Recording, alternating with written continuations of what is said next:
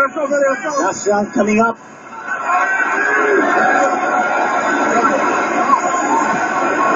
Well, he said at the start of the coverage that whatever happens with these two fighters today will determine their future. It has not ended. We still have round number 12. But by the way, the Rios is fighting, not Finito. There are some questions on his next opponent, his next fight.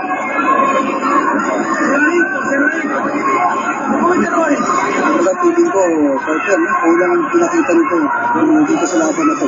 Six girls the way they were last year. This is a lot harder to defeat, but surely it will affect the future. Well, you know, there's still so many seconds to go. Oh, that's a right hand coming from Manny Pacquiao. Ang pinakita dito ni Manny is, you know, a nice boxer with skills is going to be able to beat Brandon Rios. In fact, yung laban ni Rios against Richard Abril, dapat natalo si Rios doon. Just couldn't handle the boxing skills of Abril.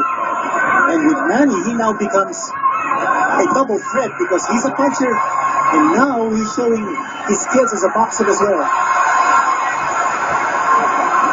Ito yung sinasabi natin. Look at the pitch. So, matras si Manny doon after hitting him 4 times. So, matras at he's learned his lesson from the Marquez fight.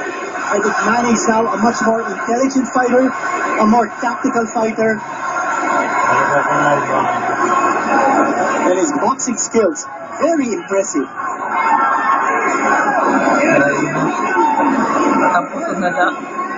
You know, it's unusual that a fighter usually, as they mature, and when they lose a little bit of their speed, they turn into punchers. But for Manny Pacquiao, it's the reverse. Look at the way he has boxing skills. That's what I was talking about. Look at the movement of Rios. He just doesn't want to be hit. I think that's the mindset that they took here. Protect muna. But he's been protecting himself too much. alam mo kung minsan pinabagawa na ni Manny muna. Exactly.